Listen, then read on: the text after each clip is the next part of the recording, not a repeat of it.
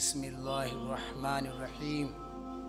काब बिन उज़रा कहते हैं कि एक मरतबा नबी करीम सल्लल्लाहु अलैहि वसल्लम ने इरशाद फरमाया, मिंबर के करीब आ जाओ।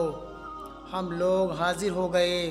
हुज़ूर अकरम सल्लल्लाहु अलैहि वसल्लम ने मिंबर के पहले दर्जे पर कदम मुबारक रखा तो फरमाया आमीन। दूसरे पर कदम रखा तो फिर फरमाया आमीन। जब तीसरे पर कदम रखा तो फिर फरमाया आमीन। जब आप खुतबे से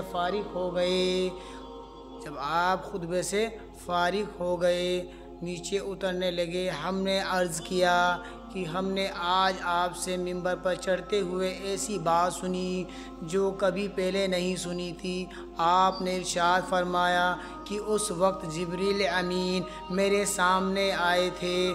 जब पहले दर्जे पर मैंने कदम रखा तो उन्होंने कहा, हलाक हो जावे वो शख्स जिसने रमज़ान का मुबारक महीना पाया फिर वो उसमें मग़फ़िरत ना हुई।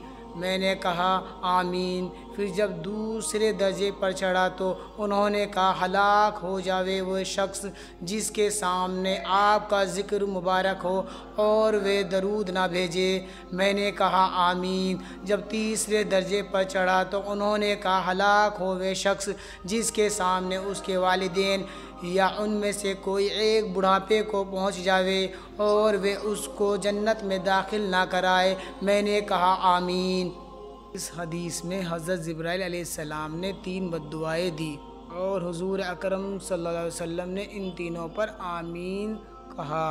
अव्वल तो हज़रत जिब्राइल अलैहिस्सलाम जैसे मुकर्रब फरिश्ते की बद्दुआ क्या कम थी और हुज़ूर अकरम सल्लल्लाहु अलैहि वसल्लम की आमीन ने तो जितनी सख्त बद्दुआ बना दी। वे ज़ाहिर है अल्लाह ही अपने फ़ज़ल से हम लोगों को इन तीनों चीज़ों से बचाने की तौफ़ीक़ अता फ़रमावे और इन बुराइयों से महफूज रखे, वरना हलाकत में क्या तरद्दुद है।